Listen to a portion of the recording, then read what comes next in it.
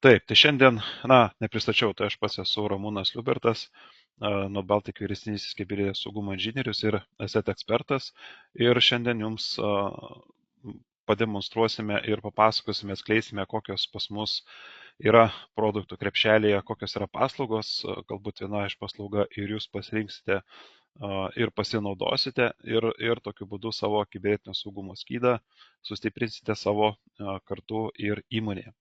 Na ir prieš pačias paslaugas, taigi pirmiausiai turbūt aktualu susižinoti, kokia yra kibernetinio saugumo situacija Lietuvoje. Tai Lietuvoje ne vienas tikrai esame girdėję įvairiausias kibernetinės atakas, įsilaužimus, tai yra tam tikra viešoje erdvėje prieinama ir matoma situacija, tiek, pavyzdžiui, šių metų pavasarį Ignitis patyrė programišių pačią ataką, tai buvo nutekintos klientų duomenys iš Ignitis On, tai elektromobilių tiekimo stotelių tam tikri duomenys, taip pat ir mokesčių inspekcijos vardu imituojančiuose laiškuose yra plinta pačios atakos, tai yra tos phishingo atakos ir tai yra koncentracija dideliam žmonių, būtent ratui žmonių, nes daugumą teikiame arba deklaracijas, arba patvirtame paramą pasirinktoms įmonėms ir tokiu būdu sukčiai irgi bando apsimesti mokesčių inspekcijos vardu ir siūsti tokio tipo elektroninius laiškus. Taip pat incidentų esame girdėję ir lygiai prieš 1 metus, tai praktiškai beveik prieš 1 metus, be 2 savaičių.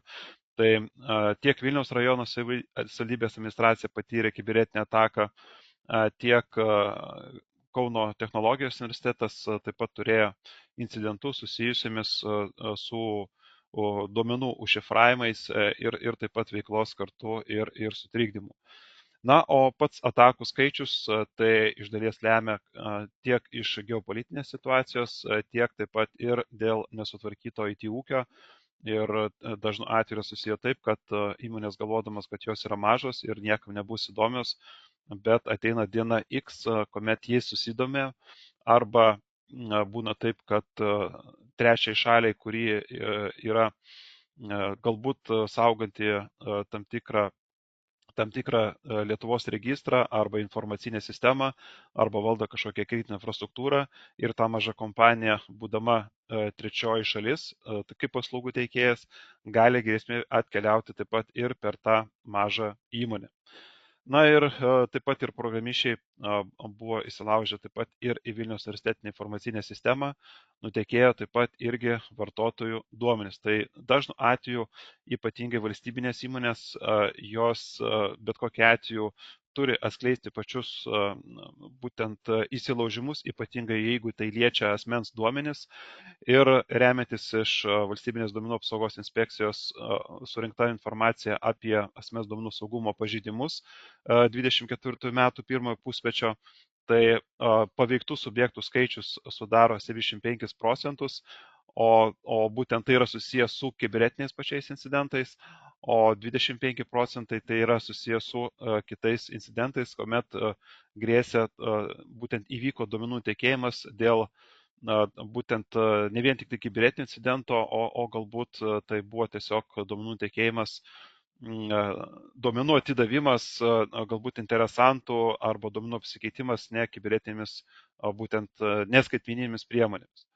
Na, o pažeidimų priežastis, kokios yra populiariausios pagal valstybės duomenų apsaugos inspekcijos surinkta informacija, tai pusė pačių pažeidimų yra susijęs su žmogiškuoju faktorium, 39% su kibernetiniu incidentu, na ir taip pat yra kitos nenustatytos taip pat ir priežastys.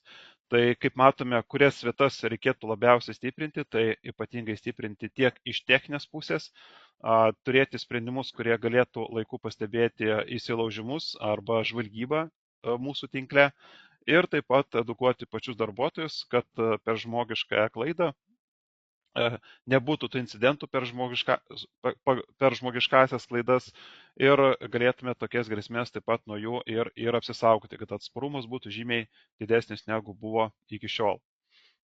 Na, o incidentai skirstinti pagal pačius tipus, tai 72% atvejų yra susijęs su neteisėtos prieigos prie IT sistemų, kai yra vykdoma žvalgyba arba kuomet yra stebimas mūsų įmonės tinklo perimetras, tai tuomet mes stebėdami prie tokius nesankcionuotus prisijungimus prie sistemų, galime visuomet užbėgti įvykiams už akių, kad neįvyktų pas mus toks incidentas ir nutekėtų asmens būtent duomenys.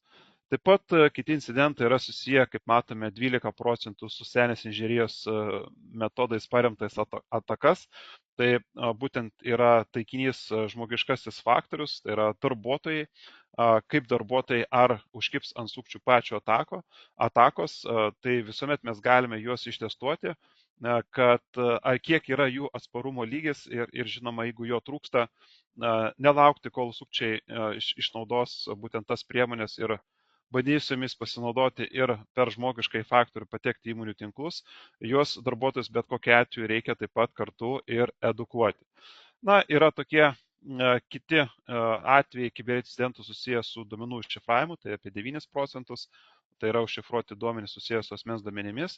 Na ir taip pat ir tos kredencialų burkimo, tai yra brute force atakos, kuomet tai yra parenkami slaptažodžiai, jeigu tai jie nebuvo sudėtingi tie slaptažodžiai arba iš tų top, pavyzdžiui, 100 populiariausių slaptažodžių Lietuvoje jis buvo pasinaudota ir prie tų prieigų taip pat buvo ir prisijungta. Na, o kokios priežastys dažniausios kibernetinių incidentų, tai 41% atvejų yra susijęs su slaptažodžiais, kurie yra perimti naršyklėse. Taip pat vartotojai nevengia naudoti slaptažodžių skirtingose paskyrose arba jie yra naudojami silpni. Taip pat ir susijęs su kelių faktorių identifikacijos nebuvimu, tai neuždedama 2 faktorių identifikacija. Jeigu mes turime informacinę sistemą arba turime kažkokį registrą arba kokią nors dokumentų valdymo sistemą, ir jeigu turi jį galimybę įjungti 2 faktorių identifikaciją arba jį yra modulinė, tai yra galimybė tą 2 faktorių identifikaciją implementuoti į turimą pačią sistemą. Tai yra sprendimai trečiųjų šalių, kurie tą galimybę suteikia ir apsisaugotume mes nuo slaptažodžių nutekėjimų, kad būtent antras faktorius, pavyzdžiui, mobilio telefono patvirtinimas, būtų papildomas faktorius, kad nutekėjus slaptažodžiui dar vis tiek negalėtų pas mus kartu ir atkeliauti. Na ir incidentai taip pat, kaip matome, susijęs su nepakankamai apmokytų personalų arba su netiktais programinės įrangos atnaujinimas. Na, aišku, žinoma, yra priežasčių, kurios nebuvo atskleistos arba nebuvo rasta priežastis, kodėlgi tas incidentas kibernetinis atsitiko. Na, o tikslinės atakos. Tai tikslinės atakos ypatingai, kur labiausiai bandoma pasirinkti taikinius, tai yra tam tikri skeneriai, kurie gali skenuoti, tarkim, Lietuvos išorinius IP adresus ir ieškoti per standartinius atvirus portus paslaugas, kokios yra dažniausiai yra naudojamos per tos prieinamus portus, tai skenuoja išorinius IP adresus. Ir dažnu atveju, kas yra pasirenkama. Tai pirmiausia yra pasirenkami interneto serveriai, ypatingai aplikacijos, kurios išeina į išorę. Tuomet bet kas gali prie jų atkeliauti, galbūt tai yra mūsų įmonės interneto svetainė, tačiau svarbu ir jos neapleisti, kad turinio valdymo sistema būtų naujausios versijos, nebūtų įskiepiai naudojami, kurie turi pažeidžiamumų. Ir žinoma, prieiga prie būtent turinio keitimo interneto svetainės, ji turėtų būti apribota ir neleisti būtent prie tos administravimo konsolės prisijungti iš bet kurio pasaulyje prieinamo kompiuterio. Tai turėtų būti irgi daromas interneto svetainės pačios administravimo konsolės ribojimas. Tikslinės atakos taip pat ir ieško pažeidžiamumų. Tai ypatingai programinė įranga, kuri atiduoda informaciją, koks servisas, kokia paslauga yra veikianti serveryje, tai tuomet per programinės įrangos pažeidžiamus, suradus programinę įrangą pasenusią versiją, galima irgi per būtent jos tą pažeidžiamumą, ypatingai kur yra galimybė siūsti nuotoliniu būdu komandas arba kurti vartotojus, tai įsilaužę irgi ją gali kartu ir pasinaudoti. Ir pažeidžiamumai patys. Tai jeigu mes nevykdome pažeidžiamumų, tai mums sudėtinga nustatyti, kokia programinė įranga pas mus yra naudojama, kokia yra jos naujausia versija, kokią reikėtų ją atnaujinti, užkardyti arba serverį, kuris turi nepalaikomą operacinę sistemą, galbūt jo kartu atsisakyti arba suplanuoti kuo greičiau, kad jis būtų pakelta jo versija, o kai kuriais atvejais galbūt apriboti prieimą prie jo, tiesiog dedikuoti tam tikrus portus arba prieigas tik tai iš vidaus arba kažkokiam izoliuotume tinkle, kad sistema nebūtų tokia atvira. Na ir tikslinės atakos remiasi tuom, kad bandoma patekti į kompiuterinį tinklą, tai būtinas tiek stebėjimas paketų, kokiegi paketai keliauja pačiame kompiuterinėme tinkle, nes kompiuterinėme tinkle gali keliauti paketai ir nešifruoti, ir tinklo paketų analizatorius, matydamas informaciją yra perdodama įmonės tinkle, arba paketai nešifruotų kanalų keliauja, gali iš paketų išlukštenti informaciją ir tuos slaptažodžius kartu ir užgrobti ir jais pasinaudoti.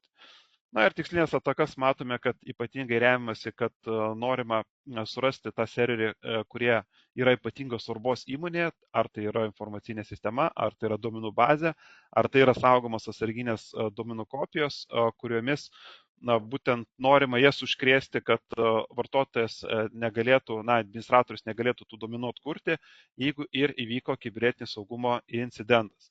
Tai turėjome ne vieną tokį atvejį, ypatingai kai atsarginės kopijos yra tame pačiame tinkle ir užšifruoja ne tik serverius, bet taip pat ir atsarginių kopijų darimo serverį, kur ta informacija kartu yra saugoma. Tai atsarginės duomenų kopijos irgi turėtų būti saugomos trijose.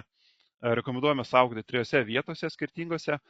Vienu atveju tai gali būti įmonės viduje, įmonės kompiuterėje, o kitas būtų išoriniai būtent saugykloje arba cloud'e pačiam debesijoje. Ir atsarginė kopija, žinoma, ta, kuri yra įmonės viduje, tai geriausia būtų, kad ji būtų atjungiama, nebūtų galimybės, nors ir kažkas siktų tinkle, bet jie būtų galimybė tuomet jie prisijungti ir tuos duomenis kartu ir atkurti. Na ir kaip matėme iš valstybinės duomenų apsaugos inspekcijos pateiktos būtent ataskaitos pačios, tai dauguma atvejų yra bandoma prieiti prie sistemų pačių, ar parenkant slaptažodžius, ar juos panaudoti jau nutekintus slaptažodžius ir tuomet prisijungus prie sistemų bandyti iš vartotojo būtent dalies, iš vartotojo, būtent prisijungus vartotojo vardu, pasikelti teisės iki pačio kartu ir administratoriaus.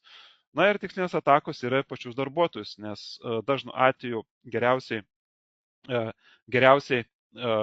lengviausiai, kaip sako, įsilaužima į pačių įmonių tinklus, tai per žmogiškai faktorių, jeigu darbuotojas atiduoda savo prisijungimo duomenis, ypatingai kai daromos phishingo atakos, paspaudžiama nuoroda, suvedamės slaptažodis, prisijungimo vardas, tai pirmiausiai per žmogiškai faktorių yra lengviausia įsilauždams patekti į įmonės kartu ir tinklą. Na ir žinoma, kaipgi ar įmanoma apskritai tą saugumą suvaldyti tinkamai, tai galime savo užduoti klausimą ir pamatysime mes kartu į šį klausimą jums kartu ir atsakyti. Na ir pirmiausia, tai pasižiūrėkime, kokia yra eilinė IT specialisto darbo diena, nes dažnu atveju IT specialistui yra rūpinasi jisai ne vien tik tai saugumu, kibernetiniu saugumu, bet turi šalia eilę ir kitų kasdienių darbų. Tai tiesiog galime įsivaizduoti, kiek laiko gali skirti IT saugumo pats eilinis specialistas būtent saugumui pačiam. Tai pirmiausiai jam pirmenybė jisai teikia pagalbą patiems vartotojams, nes vartotojai dažnai klausia ir skambina, jeigu kas nors atsitiko, siunčia elektroninius laiškus ar užregistruoja pagalbos puslapyje, kad reikia tą ir aną sutvarkyti. Taip pat suvaldyti pačią programinę įrangą, techninės įrangos suvaldyti, jeigu yra kas nors neveikia, reikia pakeisti, programinė įranga yra sena, reikia ją atnaujinti. Dažnai IT specialistų yra užkraunamos ir pirkimo procedūros, kuomet reikia parengti techninę specifikaciją, kad galėtų įvykdyti tam tikrus pirkimus, taip pat planuoti jų biudžetus, prižiūrėti techninę įrangą, kaip yra veikianti, ar kažko nors nesugedo, ar gesinti gaisrus, kam nors nepavyksta prieiti prie techninės įrangos, ar kažkoks serveris pradeda neveikti, arba neturi komunikacijos, tuomet tenka rūpintis ir tinklo priežiūra. Monitoringo sistemos, ypatingai yra IDS, IPS sistemos, tai ką jos aptiko, kas jose vyksta, ar sistemos yra korektiškai veikiančios, ar nėra išjungti būtent ugnesnės nėra išjungtos, ar nėra kažkokių nežinomų paketų siunčiamų, tai reikalinga skirti dėmesio taip pat ir jų sistemų pačiai priežiūrai. Na ir paskiros pačios, jeigu vartotojas pamiršo slaptažodį, reikia sukurti naują darbo vietą, reikia sudėkti kompiuterį, paruošti, tai irgi jam užima laiko ir tuomet tokiam kaip saugumui, tai yra dažniausiai podukros yra tokia būsena, tai kad jeigu nebuvo tą dieną laiko, tai saugumas dažniausiai yra tikrai ne pirmose pozicijose. Na ir tokiu atveju iškyla ir informacijos technologijų skyriaus ir skauduliai, tai galime identifikuoti, kokie tie skauduliai gali iškirti IT skyriui, galbūt jie ir yra. Tai pirmiausia yra remiasi į pačius pinigus, tai yra turimas ribotas būtent biudžetas, arba trūksta IT žmonių, šio laikiniais laikais tai IT žmonių niekuomet nebūna per daug. Taip pat, jeigu įmonė paskaičiuoja, kiek turėtų saugumo operacijos centrą turėti, kuris rūpindosi sauga, tai jisai būna per brangus malonumas.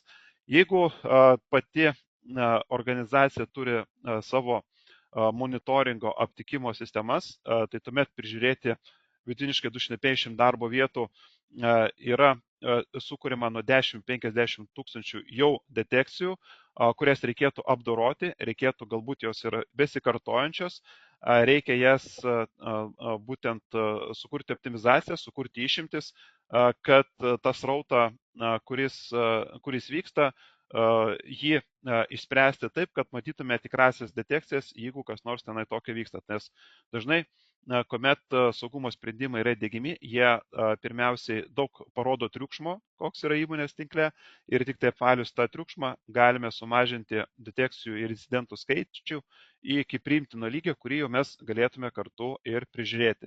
Tai pirmiausias skaudulys yra laikas, kuriam vis tos darbo dienos taip pat kartu ir pritrūksta.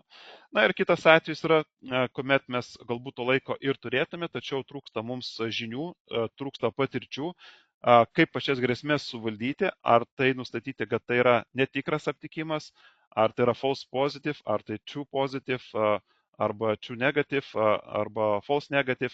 Tai tokiu atveju, kai kuriais atvejais reikia tiek pasigilinti, kad ar tai yra kaip traktuojama kaip įsilaužimas, ar tai tiesiog reikia nekreipti dėmesio, tai reikalinga papildomai žinių. Tai tokia atveju, jeigu mes būtent neturime tų žinių, tai nors ir matom kažką sistema kaukia ir rėkia, kad čia reikia pirmoje eilėje žiūrėti ir tai yra grėsmė, bet neturint žinių mes galime jas taip lengvai netirti jas ir tokia atveju jas uždaryti. Tai ne vieną tokią situaciją esame matę, kai darome tas saugumo pačias nuotolinės sesijas, tai matome ir užgesinti įvykiai, kurie nebuvo ištirti, o jie pirmiausia trimituoja, kad jau kažkas įmonėje jau yra atsitikę ir kažkas jau šeimininkauja ir sistemoje taip pat kartu ir žvalgosi. Tai tokiu atveju svarbu ir neatsilikti nuo nuolat besikeičiančio mūšio lauko, tai yra nuolatinai mokintis ir gilinti žinias kibernetinio saugumo srityje, jeigu mes norime tinkamai užtikrinti kibernetinę saugą savo valdomoje įmonėje, savo valdomoje taip pat kartu ir organizacijoje. Na ir kitas sprendimas, tai yra keli būdai, tai mes esame parengę tokias išorinės saugumo paslaugas, priklausomai esame būtent parengę tokias saugumo paslaugas, kurios pagal krepšelį yra išskirstomos į kibernetinės saugos paslaugas ir taip pat į specializuotasias paslaugas. Tai pirmiausiai, kokios tas yra kibernetinės saugos paslaugos, tai būna taip, kad turi kažkokių žinių pats IT specialistas, tačiau jam reikalingos konsultacijos, jisai turi savo sistemą, jisai turi savo, būtent pažiūri kažkiek tos aptikimus pačius ir jam reikia kažko iš šono pasikonsultuoti. Tai tokiu atveju yra galimybė turėti ne vien tik tai visą priežiūrą perteikti būtent saugumo specialistams, tai tokiu atveju yra organizuojamos reguliarios inžinieriaus konsultacijos su mūsų saugumo specialistais ir tuomet susijungiamės, tarkim, kartą per savaitę, pasižiūrime, kokia yra būklė, galbūt yra neatsakytų klausimų, kuriuos galėtume taip pat tuo pačiu ir atsakyti. Na, iš kibernetinio saugumo paslaugų premium palaikymas, tai yra irgi galimybė gauti būtent paslaugą pagal tam tikrus prioritetus, pagal SLA lygmenis, tai priklauso kokio tipo yra būtent reikalinga konsultacija arba kokia grėsmė ir pagal tai gauti mūsų tiek ir konsultacijas, tiek reakcijos laikus priklausomai pagal sutartinius įsipareigojimus. Na ir kibernetinio saugumo paslaugos yra susijusios su tuo MDR paslauga, kuomet mums jūs pilnai atiduodate saugumo priežiūrą. Jeigu kaip sako, tą mažytę kruopelytę saugumo specialistas tik tai gali skirti saugumui, tai galbūt verta pagalvoti ir tą saugumo dalelę atiduoti kvalifikuotiems saugumo specialistams, kurie tą informaciją, kokia yra sistemose atvaizduojama, tai būtų sukramtyta ir specialistui galbūt į savaitę vienas ar du nežinomi tokie incidentai būtų raportuojami, į kuriuos reikėtų atkreipti papildomą būtent dėmesį. Tai tą aptikimą reagavimą atiduoti būtent specialistams, kurie tą visą informaciją sukramtytų ir tuomet tik tai išvadas jau galėtų jums kartu pateikti. Ir kitas atvejis yra iš paslaugų krepšelio, tai yra tos specializuotosios paslaugos, tai yra jos susijusios su kibernetinio saugumo mokymais, tai nesvarbu, tie mokymai yra tiek specializuoti saugumo specialistams, tiek mokymai paprastiems darbuotojams, kad stiprinti jų imunitetą nuo kibernetinių grėsmių ir jie apsisaugoti nuo nuo atakų, kurios, kaip matėme, Valstybinės duomenų apsaugos inspekcijos ataskaitoje pusmetinėje, tai dažnai yra susijusios su socialinė inžinierija. Na ir kasgi įeina į pačias specializuotasias paslaugas iš socialinės inžinierijos, tai yra priklauso būtent, tai yra phishingo testavimas, tai būtent darbuotojų vykdomos, galime išbandyti pačius darbuotojus ir pasižiūrėti, kiek jie atsparus nuo socialinių pačios inžinierijos atakų, ar jie kaip reaguoja į phishingo atakas, kai yra skambinama arba SMS atakas, arba phishingo atakas. Tai dar apie jas mes pakalbėsime šio būtent webinaro metu. Ir prie specializuotųjų paslaugų taip pat priklauso ir atsparumo įsilaužimams testavimas, tai galim pasižiūrėti, kaip jūsų įmonė atrodo iš išorės, kiek atrodo iš vidaus, priklausomai ką jūs norite testuoti, ar tai turime tą vadinamąjį black boxą, kai nieko mums neduodame jokios informacijos ir pasižiūrim, kaip iš išorės, kokia yra situacija, arba grey boxą, white boxą, priklauso, kaip jūs norit, ar iš vidaus ir iš išorės ištestuoti, ar tiesiog atlikti testavimus su maža informacija, kokią mums pateikėte testavimo metu. Na ir incidentai yra, tai nesvarbu, kokia intrusinė yra naudojama, tai nesvarbu ar tai ESET, ar tai kito gamintojo, tai mes taip pat ir tyrime kibernetinio saugumo pačius incidentus ir padedame jums parengti pačią ataskaitą, jeigu tai atsitiko, ir tokia atveju ją galite pasidalinti su nacionaliniu kibernetinio saugumo centru arba su valstybinė duomenų apsaugos inspekcija, jeigu tai yra susijęs su asmens duomenų tekėjimu arba kitomis aplinkybėmis. Kaip atrodo tos išorinės paslaugos? Tai išorinės paslaugos mes galbūt atrodo jų daug yra, tačiau jos labai paprastai jos suprantamos, tai pabandysime jas įskirti. Tai pirmiausiai, ką reikėtų apsibrėžti, ar mes einame, kaip sakau, į sporto salę mankštintis, tai mes norime išmokti, mes turime žmonių arba turime IT specialistų, kurie norinti gilinti žinias, nori kartu mokytis, tą informaciją gauti iš pačių kursų.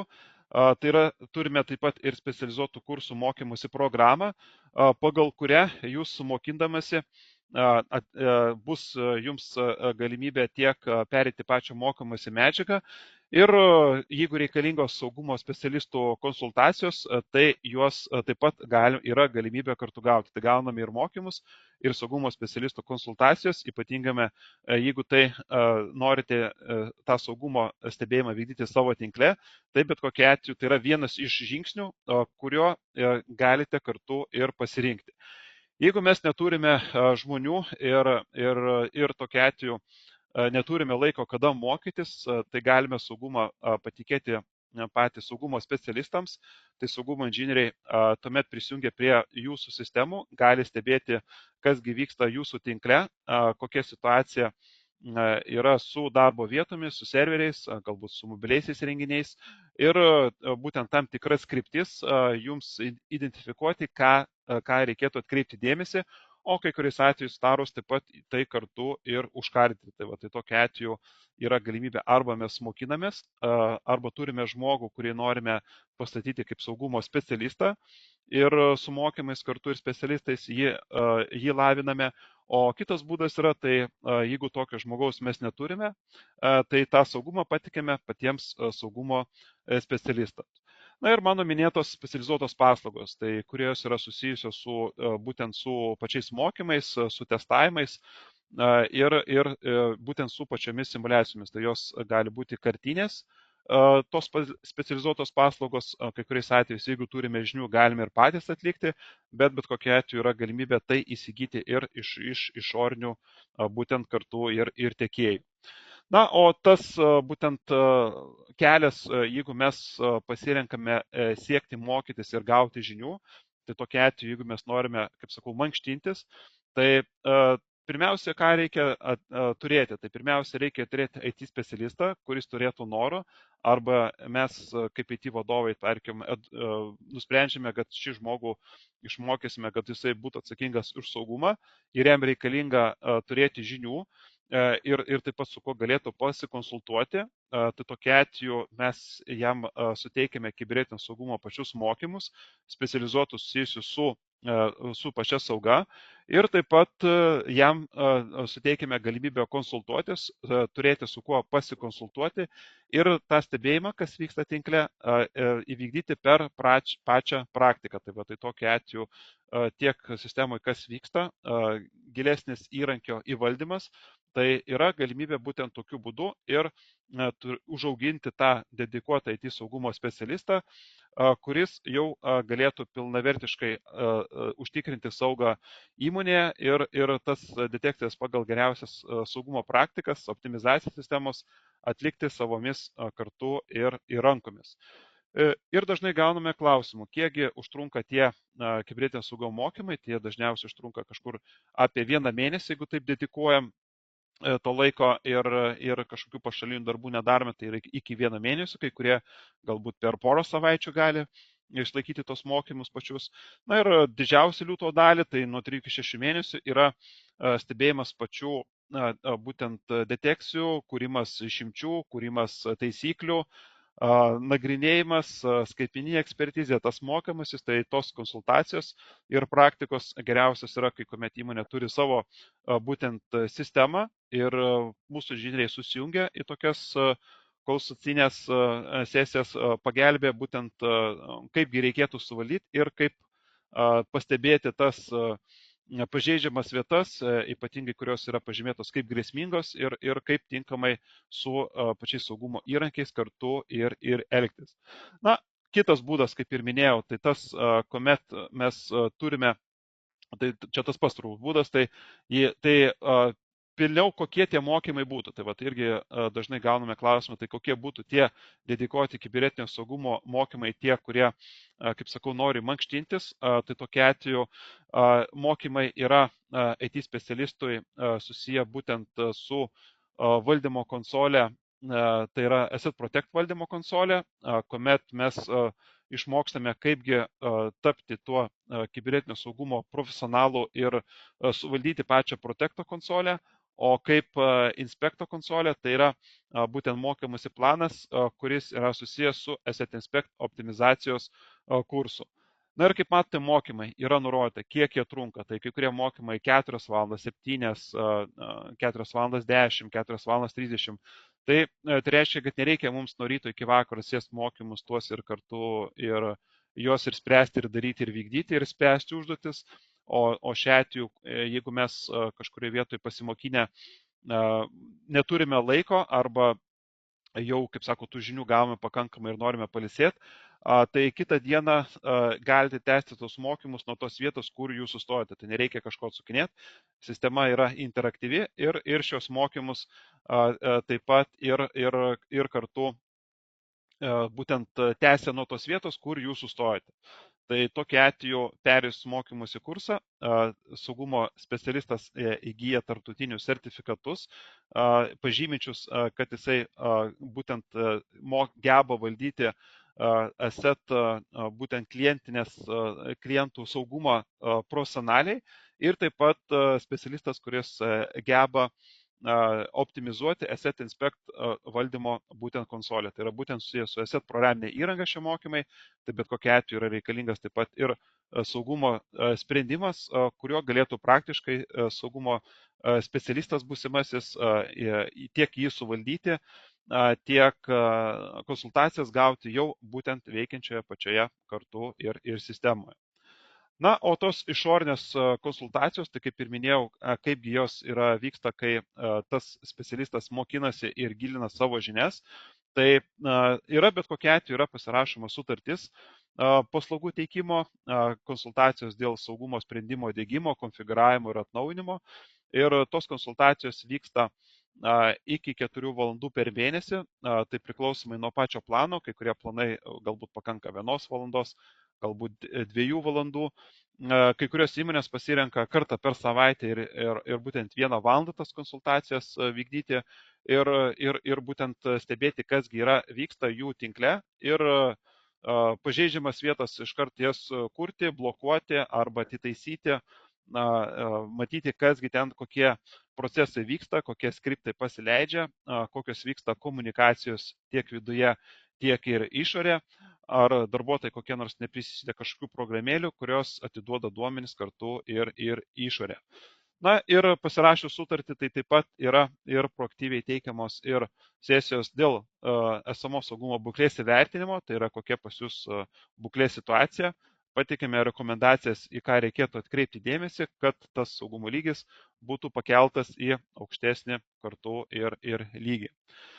Kitas planas, kaip ir kalbėjau, kad jeigu mes tokio specialisto neturime, kurį galėtume užauginti ir kuriam duoti žinių, tai galbūt jūs ieškote saugumo specialisto ir jums reikalinga ramybė. Tai va, irgi vienas iš tokių yra planų. Tai yra atiduoti žinias arba turime mes IT specialistą, kuris būtent neturi laiko tai saugumo sryčiai skirti laiko ir lėšų ir galbūt žinių, tai tuomet yra įmonė įsigijusi išorinės saugumo paslaugas, mes jas vadiname Managed Detection Response, tai yra valdomas aptikimas ir reagavimas. Ir tokiu atveju mes galime labai būtent greitai patys stebėti, kasgi vyksta jūsų tinkle, kasgi vyksta serveriuose, kokios vyksta procedūros, kokie vyksta prisijungimai, kokie procesai ir tą visą informaciją sukramtę, nes tokiu atveju mes jau į kitose įmonėse matom tuos procesus, kurie vyksta ir tas mūsų optimizavimas ir grėsmių aptikimas realiai užtrunka iki poros savaičių, kad jau pilnai apsivalytume mes tos procesus su IT specialistu, kasgi iš tikrųjų pas jūs vyksta tinkle ir pilną stebėjimą jau kartu ir vykdytume. O IT specialistų nereikėtų kažko papildomai būtent gilintis, jam pateikta būtų informacija, tarkim, 1 arba 2 aptikimai, kurios reikėtų atkreipti dėmesį IT specialistui ir visas saugumo paslaugų rūpinimasis būtų atiduotas būtent išoriniai įmoniai, tai kuri teikia tokias paslaugas ir tie specialistai galėtų tuomet sukramtytą visą medžiagą, sukramtytą visus aptikimus, juos išspręsti ir tiems, kuriems reikalingas papildomas dėmesys, tą informaciją atiduoti kartu IT specialistui tam, kad tinklas būtų saugus ir pilnai kartu ir prižiūrėtas. O jeigu yra pasirenkamas būtent toks modelis, kad išorinė kompanija prižiūri jūsų saugumą patį, tai pirmiausiai, kad pasiektume tą visą, kaip sakau, ramybę, tai turi tie saugumo specialistai turėti prieigą prie saugumo pačių sistemų. Žinoma, tai įtraukti, pavyzdžiui, išorinį IP adresą į waitlistą, kad tik tai jie gali iš to IP adreso prisijungti. Taip pat prisijungti prie sistemų su 2-faktorių identifikacija, kad tie slaptažodžiai nenutekėtų. Tuomet specialistai vykdo nuolatinę įvykių ir incidentų peržiūrą ir jeigu ta informacija, kuri reikalinga papildomas dėmesys, arba jau kažkas vyksta, arba prasidėjo, tai arba yra skambinama, arba siunčiamos užklausos jūsų IT saugumo specialistams, arba IT vadovui, kuris pateiktų sprendimus, kaip ta problema būtų kartu ir sprendžiama. Tai pavyzdžiui, vienas iš tokių pavyzdžių, aptinkame mes, kad įmonės tinkle yra naudojamas Telegramas, ar leidžiame šį ar ne, tai tokia atveju nereikia kažkokių kibernetinių saugumo žinių, pasakome pavojus tokios įrangos naudojimo, galbūt tai naudoti ne pačiuose įmonės kompiuteriuose ir paklausim, ar mums tokias aplikacijas blokuoti ir tuomet užblokuojam.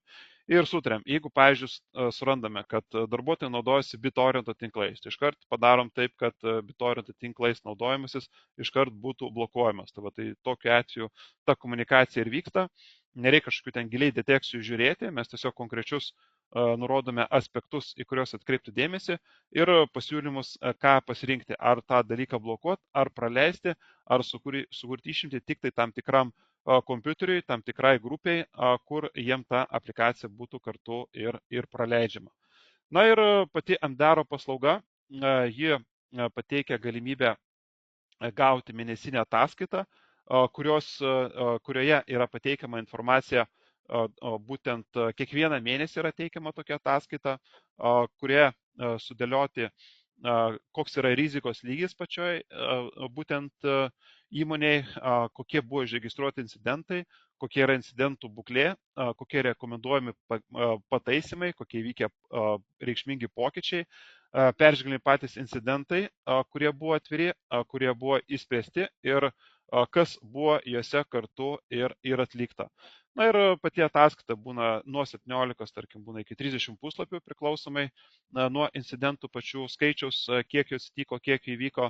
Ir tokia ataskaita būtent kas mėnesį yra kartu ir siunčiama. Tai matome, kokie incidentai buvo priskiriami high lygiui, tai yra aukštam, vidutiniui, kokiam žemam, koks yra bendras rizikos lygis pačioje įmonėje po incidento patikros pačios.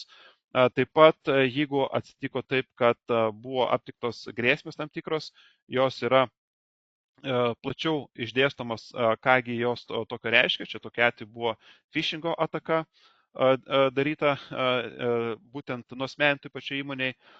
Ir taip pat, jeigu kompiuteris yra randamos būtent grėsmės, kurios, tarkim, ta programinė įranga yra tik viename įrenginyje ir būtent pagal hashą matyti, kad tai yra kenkėjiškas, būtent kenkėjiškas failas, tai bet kokia atveju kenkėjiškas failas, jeigu tai daugiau būtent antivirusinės vendorių kūrėjų, tai šį hashą aptinka kaip kenkėjišką, tai tuomet mes automatiškai sukūrime tokių vykdomųjų failų blokavimą ir informuojame būtent specialistus, nurodo elektroniniu paštu, kad ta programinė įranga buvo sustabdyta ir jai neleistas tolimesnis jos kartu ir naudojimas.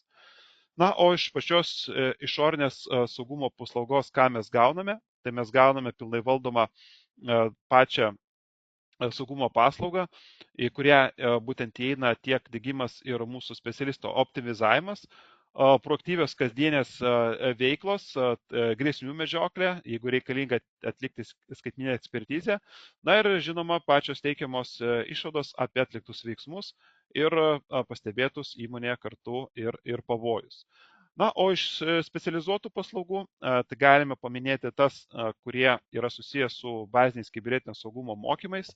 Tai būtent tai yra mokymai, kurie yra skirti visiems darbuotojams, tai tokią paslaugą irgi mes turime ir būtent lektorius, kurie išdėsto tas temas, tai jas pačius mokymus, kad stiprinti darbuotojų saugumo pačią grandį, kad jie būtų atsparus.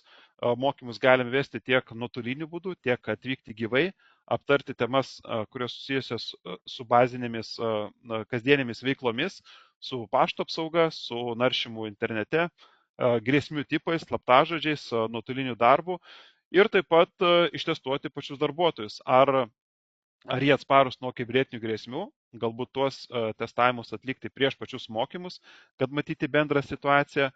Galime atlikti phishingo ataką, vishingo, tai yra skambinant darbuotojus, įtikinant, kad jie atliktų veiksmus telefonu, smishingo atakas ir quishingo, tai būtent, kad jie QR kodą nuskenuotų ir patektų į puslapį panašu, kaip jų galbūt naudojama informacinė sistema.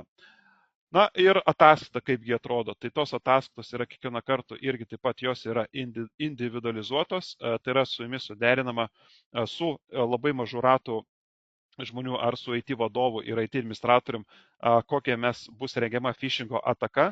Tai šiuo atveju buvo pasirinktas, kaip matote pavyzdėje, Microsoft 365 langas, kurio yra bendrinamas būtent failas apie vykdomą apklausą kavos aparato įsigijimą. Tai irgi yra vienas iš tokių būtent galimų phishingo atakos būdų ir jos būtent tikslas, kad UAB įmonės darbuotojams atlikus pačią phishingo tokią ataką, ar jie suves pačius duomenis. Tai va, kaip matote, yra užregistruojamas panašus domenas, tai va, kaip pavyzdžiui yra įmonė.lt, užregistruojamas domenas ir vietoj M raidės RN, čia vienas iš tokių pavyzdžių, tai jeigu darbuotojas nepastebės RN, bus kaip įmonė.lt ir suves savo turimą informaciją. Ir tuomet gauname rezultatai, kokie vartotojai paspaudė pačius elektroninius laiškus, kurie suvedė informaciją, kai kurie galbūt daug kartų tą informaciją suvedė ir iš kokių sistemų jie kartu ir prisijungė. Na ir žinoma, ataskaitoje pateikiama būtent telemetriniai duomenys, kuriais galime diagnozuoti, iš kokių IP adresų buvo jungtasi ir prie kokių sistemų taip pat buvo kartu ir prieita. Be pačių mokymų ir pačių simulacijų taip pat atliekame atsparumą ir įsilaužimams, tai įmonėje irgi viena iš tokių mūsų išorinių paslaugų. Žinoma, reikėtų nelaukti, kol patikrins įmonės atsparumo lygį įsilaužėlis, tai galime taip pat kartu tokius įsilaužimus ir atlikti, susirinkti informaciją pačią, ją analizuoti, priklausomai kokią informaciją mus pateikėte ir įvykus įsilaužimą pateikti jums rekomendacijas apie rizikos vietas, kurias reikėtų susitvarkyti ir reikėtų jas užpačinti, kad nebūtų galimybės įsilaužėliams jomis kartu ir pasinaudoti.